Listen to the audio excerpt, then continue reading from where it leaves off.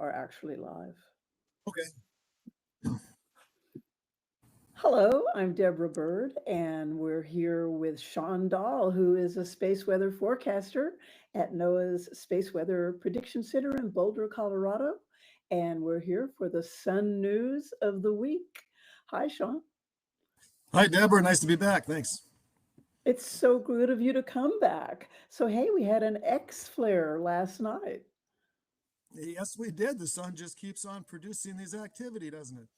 It sure does. And so, can you tell us what's going on with that? Like, why are we having so much activity? Yeah, this is right in lines with what we'd expect as far as having increased activity because the sun is now in solar maximum of this 11-year on average solar cycle that the sun goes through time and time again. This was just recently announced by NOAA and NASA in a joint conference.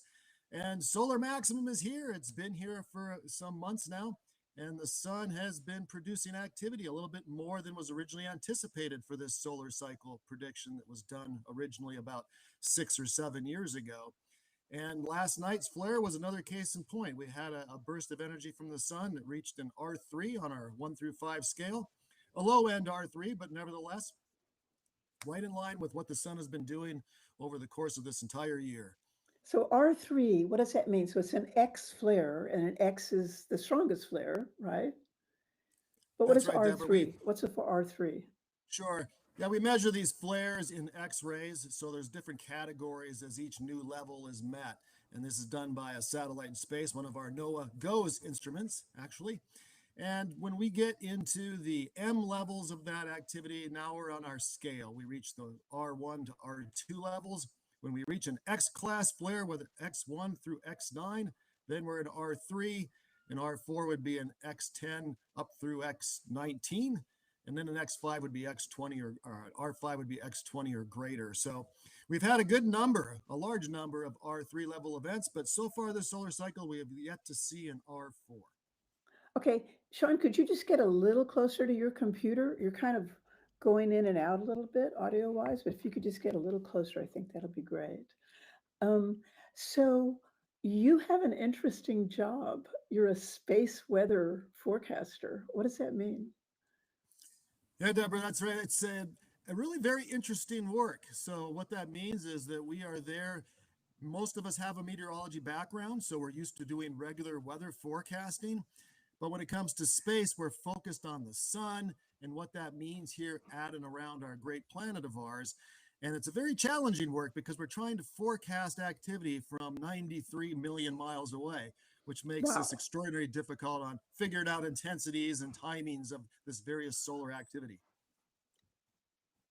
And so a lot of people are scared of solar activity. What's that about? Yeah, it's hard to say why that is. I think it's really just a perception problem that we have, trying to make people understand space weather because some of these are frightening sounding terms, right? I mean, solar flare, if you don't know what that is, that may inspire some dread. A solar radiation storm certainly inspires some trepidation by folks. You know, geomagnetic storms, coronal mass ejections, these are the things that we deal with in space weather. And I think the more people become familiar, and that's why shows like you're doing today is fantastic because it helps get the general public more understanding, more comfortable hearing about space weather and what it actually means to their daily lives. And so what does it mean? It means that people should understand and have a knowledge that space weather storms happen and they affect our way of life even if we don't realize it. Because that's what we do at the Space Weather Prediction Center is we interface and contact directly the many critical technological infrastructure operators that are out there. And by that, I mean whether it's the people controlling satellites in space, whether it's the electric power grid of our North America, whether it's GPS users, aviation industry, these are who we're communicating with on a routine basis about these storms so they can take the proper steps so that nobody experiences a major catastrophic collapse in their sector or interest. And for the general public, the big concern would be the ability to have electric power flowing freely to your home. So we take great efforts to inform the power grid about these types of storms so that they can appropriately mitigate any potential problems. Okay, so solar storms can cause power grids to stop functioning, correct? Basically, right, because the pieces of equipment that they rely upon, the high voltage transmission lines, they have to get into these huge capacity transformers to continue the flow and distribution of checked electricity. And when you have some of these types of storms from the sun, and particularly the one called the geomagnetic storm, basically a major magnetic disturbance around our planet, that causes changes in the natural electrical currents that flow around planet Earth. And they like to find the shortcuts, and those shortcuts are things like high voltage transmission lines.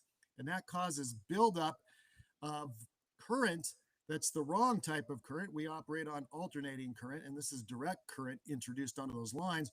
And what that does is it can, if it's not accounted for or dealt with, it overheats transformers. And if they don't have a step to take to keep the transformer from overheating, it will damage it. In the worst case, cause it so much so that it would no longer function, and there could be a bulk transmission failure affecting hundreds of thousands to millions of people.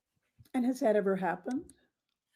Not in our country so far, not to that scale of numbers, but it did happen in 1989 in 2/3 of the province of Quebec, Canada, when millions of people lost electricity due to a cascade of failures due to the arrival of one of these storms. And within 90 seconds, power was lost. There was a major transformer up in New Jersey at a nuclear power plant that was damaged so significantly it needed to be replaced. But fortunately, other transformers could take the load, even though that one was no longer functioning. So we got lucky here in this country, but not so much in Quebec, Canada. And so the one in Quebec, that power outage lasted what? Not even a day. It was like part of a day, 9 hours or. Correct, Deborah. They got quite lucky as well. And the reason being is the transformer didn't have a chance to get damaged because the pulse of energy was so strong, the buildup so quick, that the protection measures they have in place, that the transformers and capacitors couldn't handle that induced current, and they just stopped. They shut off. They tripped, as they call it. And that's how people went dark. So in a way, that was great because they didn't get damaged. They didn't have a chance to get damaged like the one in New Jersey that was trying to fight the battle, and it lost because it got so damaged it had to be replaced. But in Canada, they were able to bring back up power for most of these people within a day.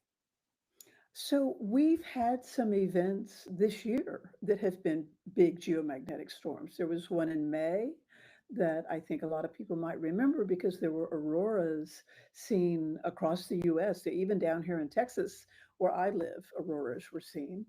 And then we had another one that wasn't quite as strong, but it was a pretty good one just a few weeks ago. So, what happened this year during those storms? Were there any smaller, large power outages that happened? We're unaware of, excuse me, of anything with the October storms, but that's still being looked at. There, for the May storms, yes, there were a lot of actions being done and some effects that were being seen. Some of the largest of these geomagnetically induced currents that they're called were measured on equipment at the power grids utilize and function with. But they had steps ready. They were ready for that storm. And the reason they were ready to mitigate that storm is because of the advance notice that we gave them here from the Space Weather Prediction Center. We normally send out a warning when something is imminent, right? When it's within minutes to less than an hour away from beginning to happen. And then we will call also the power grid when we meet each storm level that they're concerned about. But in this case for May, we were so confident with our G4 or greater storm watch that we fired up that power grid call 6 hours in advance before there was ever a sign of the CME, the coronal mass ejection responsible for all this, arriving at a satellite a million miles from Earth. That's our indicator. We had yet to see that happen. We knew it was on its way. And we talked to the power grid, and they thought it'd be great to do this thing that we call a hotline call, where all the reliability coordinators across the southern provinces of Canada and across the 48 continental United States get on that phone call. And we did that 6 hours prior with that coordination. That was huge for them because that gave them hours of time to get things ready, and they did. They got some lines that weren't carrying a full capacity of electrical voltage. They got transformers ready that maybe were carrying a minor load or not even in use. And they were able to flick to them as the storm progressed, if a transformer started alarming because of overheating or irregularities in voltage, which happened, they could switch and deflect some of that over to another transformer. And these are the kind of steps the industry was doing.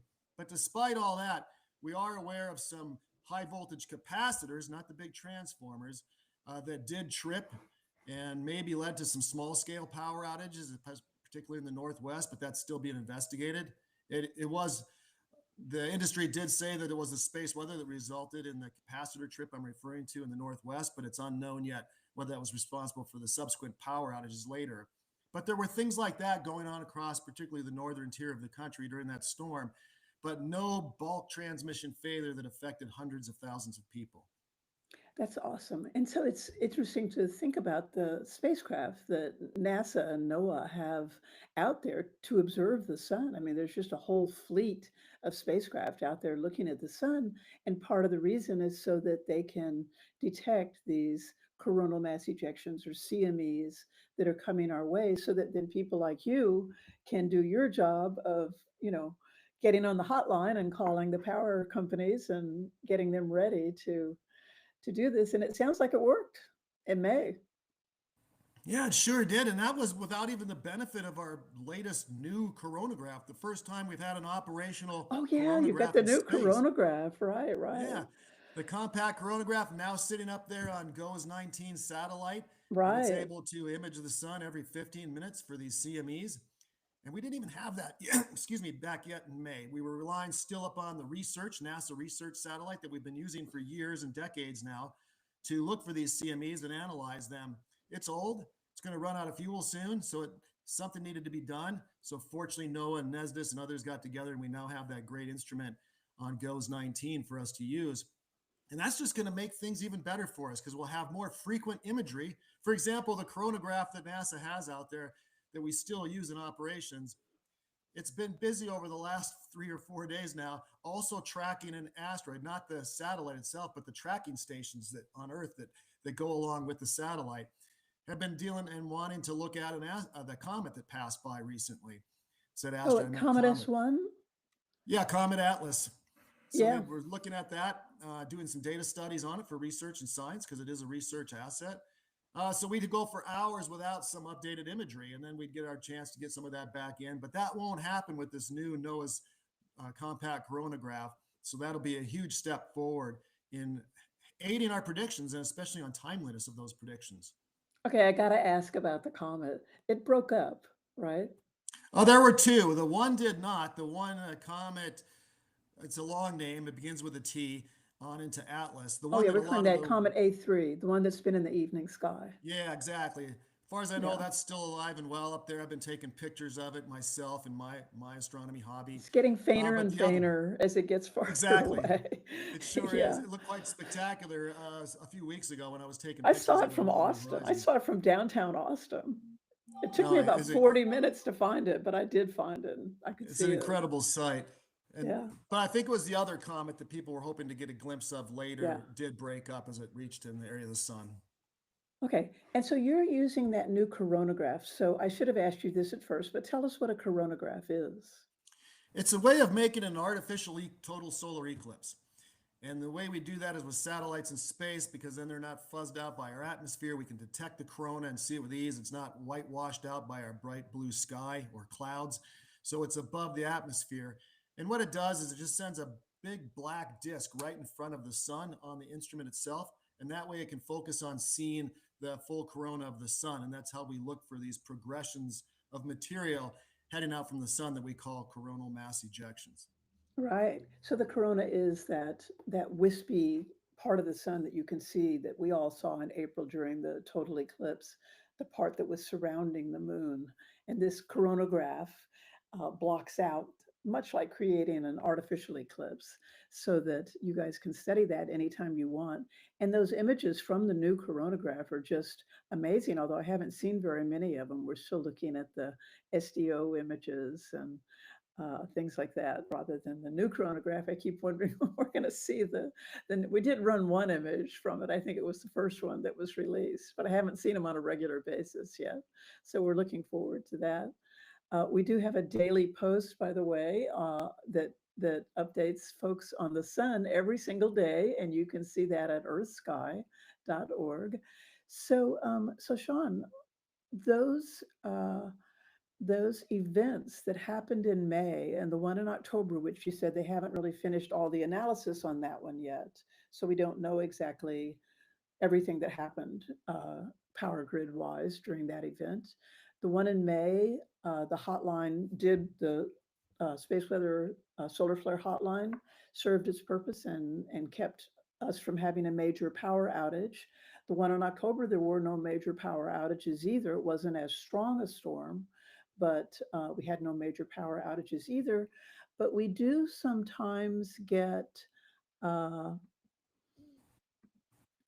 uh, events on the sun that do create, um, real huge CMEs. And you can see in the upper right of this image the word CME, which stands for coronal mass ejection. This came from the July 2012 solar superstorm that happened, that people say maybe was an event as large as the Carrington event, but it did not go toward Earth. So what you're seeing here is just the Earth sun environment, and that big red arc on the upper left is the CME heading outward from the sun. And you can see that Earth is on the right. It's not being hit by the CME. So was that 2012 event as big as the Carrington event? And what was the Carrington event? Yeah, Deborah, the scientists think that that was a Carrington level event, and I'll go back to that in a minute. So the Carrington event itself refers to an event that happened in the year 1859. Now that's well before we had all the great technology we have today, right? We didn't even have electricity in the form that we have it now, but we did have batteries, and we did have the telegraph lines. And what happened in 1859 in September was there was an astronomer, and his name was Richard Carrington. And as he was observing the sun, making a giant sunspot drawing of a huge group on the sun with its presence, and he noticed a flare happen. Now, he did not know what that was at the time, but he did note it on his drawing. There's two little white kidney bean shapes, which were the white light flare. That's an extremely rare event. What a white light flare is a flare that's become so bright that it overdoes the natural white light coming from the sun. So with a telescope, if you're observing the sun safely with projection, you can see that. And he did, and he noted it. And then less than 18 hours later, the sky lit up with magnificent aurora in places that had never seen it before in somebody's lifetime. People thought there were wildfires going on in Colorado at night because it was so bright. Other areas of the world, the indigenous peoples didn't know what was happening and had no word of knowing what was happening. They'd never seen that before. And there was panic going on in some areas. Just a magnificent auroral event that we'd see today, like back in May. But what it did do to the technology of the time was it dramatically affected those telegraph operators. Batteries were sparking like something was wrong. A few stations burnt down or started on fire.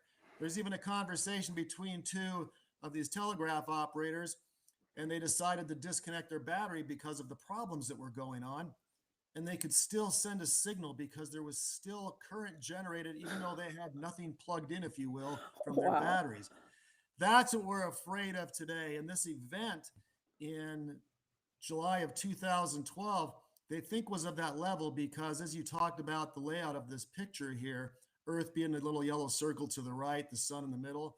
Up in the top left, where the CME is going, is a red circle. That is Stereo A, a NASA research satellite that went around the sun. And that's the position it had, which was right in line with the CME, totally away from Earth, mind you. And it measured it.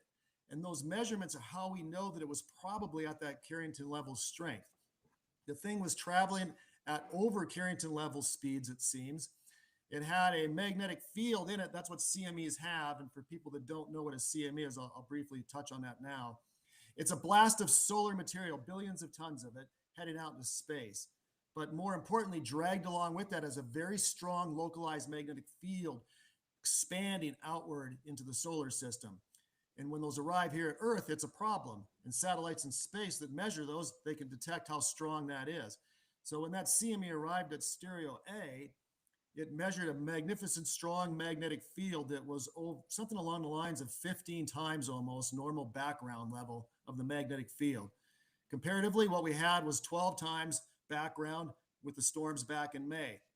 So this storm, you know, that's not always a reflection of how strong something might be as well. There's other things like what's the orientation of the magnetic field. That's extremely important. And by that, I mean, if you have two magnets and you put them together and they're the same orientation, two positives, they're going to repel. But if they're opposite, they connect, they stick together. Same thing with the magnetic field from the sun. We need it to be opposite Earth. So it needs to point southward because Earth's is northward. That CME arrived in a very southward favorable orientation, and it lasted some time as a series of CMEs passed through that spacecraft, and it measured it. And those measurements, based off what we know today, we think that that could have been at the enormous levels that the Carrington event had. And one final thought on that, the storm we had back in May was historical. We haven't seen that level of storm since the year 2003, so quite significant.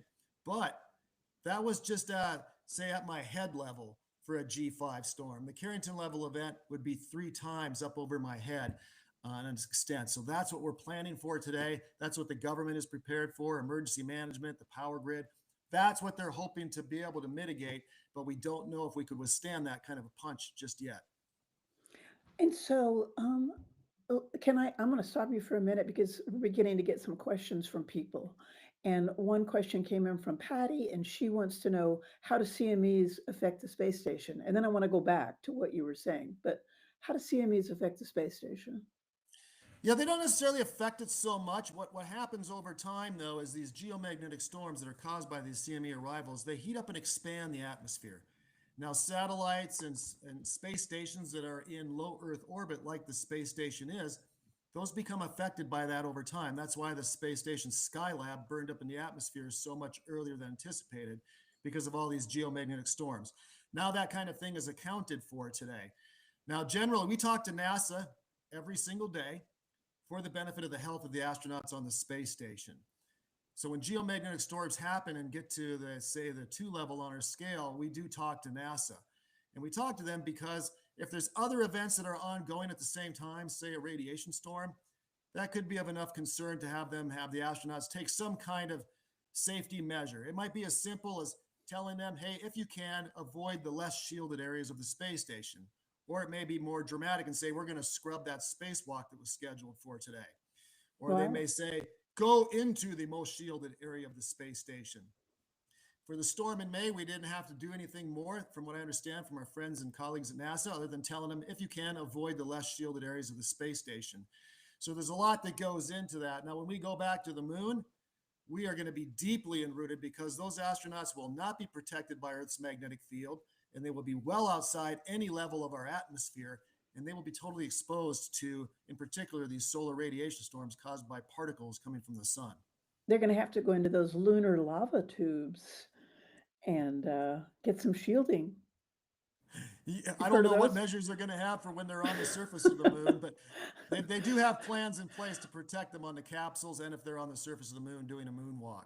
So I've always wondered if there was a room, like a safe room on ISS that they went into during the worst, but you're just saying that some areas of ISS are more shielded than others.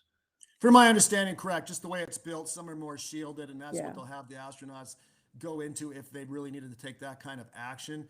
But NASA is certainly the best one to reach out to for more information about what the actual measures are that they would do.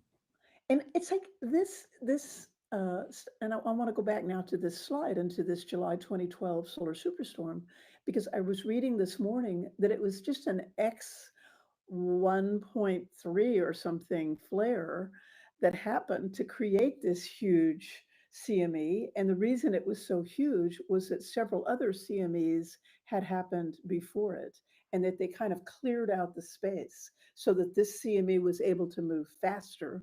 And so it doesn't take a hugely gigantic X flare to create one of these. Yeah, it was an X flare, but it was kind of on the small, like I think the biggest X flare we've had in solar cycle 25, the current solar cycle, was an X9. And then the Carrington event was, what did you say that it was caused by? An X? Oh, we didn't have measurements of that flare at that time, so we don't Oh, we know. don't But know? it was a white light flare, so we know it was pretty strong. Yeah, okay. And so it's like it's just so much like everything in nature where it's all so subtle and there's all these little conditions that can combine to make something, be relatively not as harmful or super harmful. So it's interesting. So what can we expect, Sean, for the year ahead? We can expect continued chances for more of what we've been experiencing throughout the year. I don't know that we can say that we'll have another G5 storm because they're so rare, but the one in October came extremely close to having 1 3 hour period where it almost touched on G5 yet again. And we're only early in solar maximum. It's been going on. I don't know when their official start date. They'll figure all that out later. When the peak is going to have been determined, that still could be later this year or even early next year. So we won't find that out. But we know we're going to be in solar maximum now. The rest of this year, all of next year, and even into 2026. And the sun has been quite active. Even right now, as we talked about the flare last night while we were trying to have a forecaster meeting. Actually, that flare kicked in and wreaked a little issue where we had to take some actions, our forecast staff. But we're going to continue to see this kind of activity. And just so people understand the relationship between sunspots and the solar cycle, it's very interesting because as a cycle begins, as you go from minimum and you work your way towards maximum, sunspots, when they finally begin to show up again, they show up at higher latitudes in the sun, so far from the equator, the middle of the sun. As the cycle progresses, they tend to show up more frequently at lower latitudes closer to the equator. Right now, spots in the southern hemisphere are getting closer to the solar equator, but they're not quite there yet. And in the northern hemisphere, most of the time, they're still not really getting that close to the equator yet either. So I think we still have a year and a half at least here in store for us where we're going to see more chances for this activity. And it's all about whether or not these flares have an associated CME with them because they don't always have one associated with them. And one final point in comparison, the storm in May was a litany of CMEs. There was at least 5 to 7 of them that were heading out into space. One of them much faster, and it kind of caught up with the others, and it created this long-lasting effect as these CMEs packed up and progressed over Earth. The one in October was one CME that was directly headed towards Earth, and so that one was less long-lasting, but also was quite favorable, and that's another reason so many people saw the aurora yet again. Wow. So let me ask you one more question. So you mentioned GOES 19 and the new coronagraph that it's carrying and how that's going to give us images more frequently than we had before. So that's a technological change that has just occurred. But oh wait, we're getting it. More questions are coming in. I don't know. Ooh, it's a good question too. Let me ask this this viewer question before, and then I'll ask my question after. So Chantel wanted to know: will the space launches that open the magnetosphere, I don't know if that actually happens, increase the risk of power interruptions during big solar storms? So do spacecraft do that? Do they open the magnetosphere? Not that I'm aware of. No, they just launch up. They can create changes, micro scales in the atmosphere, and that's why you sometimes see, you know, clouds form from volcanoes and stuff because of the changes. Things like that can happen very locally, but it doesn't affect anybody's weather at all, so that we're aware of anything like that going on. Those spacecraft, some of those are sending up satellites, new research satellites that'll be going up in the near future next year. As a matter of fact, I think some of these begin to go up. That will help us understand the sun a lot better. But that's all I can speak to and what I know regarding the space launches coming up. Okay. So let me go back to my question. So we've got this new coronagraph that's on GOES 19. So if you could have your dream instrument, what would it be?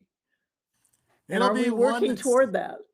it'll be one that's in the works. That's a cooperation of the European Space Agency and others. That's supposed to go up next year at some point, and it's going to go out to that location where the current old coronagraph is 1 million miles from Earth, right between the sun and the Earth. But it'll be off to the side of the sun, not exactly to the side, but at an angle where the sun rotates on average every 27 days. So we can see things rotate into view, but more importantly, we can see a CME, and now we'll know what direction it's going. Because when you have one point of view, even our compact coronagraph is between the Earth and the sun only, just like the one that's out there 1 million miles away. It's hard to tell what direction the CME is going. So believe it or not, sometimes we don't know. Is it going totally opposite Earth, the other direction, or is it coming towards Earth? That's why we look for other indicators and have other measurements that we use to help us determine that. But sometimes we're not sure. But that spacecraft not only will make that certain, it'll also even better allow us to analyze the direction they're moving and increase our accuracy when we're trying to predict whether or not they're going to hit Earth or not. So that's the dream platform that I have in mind now, because we got our new coronagraph up. That used to be my dream. But now we're going to have that one in the works, and hopefully that'll be operational by the year 2031, and we'll be ready for the next solar maximum with that one. And so that's a European Space Agency craft. And what's it called? Correct. I believe it's called Vigil. Vigil? I think so. I haven't heard about it. I have to look at that up. That's so great. Okay, Shawn, it's always so interesting to talk to you. We so much appreciate your time. Thank you so much. Oh, you're welcome, Deborah. My pleasure anytime. And thanks again for doing these kind of stories, because it helps the general public understand this complicated topic of space weather. And they know they don't always have to be so concerned. Just be mindful of it. No bad things could happen in a worst case scenario. But more importantly, they should be able to just enjoy the aurora and know that industries are doing the best they can to mitigate issues because of the information that we provide. Thank you so much, Shawn.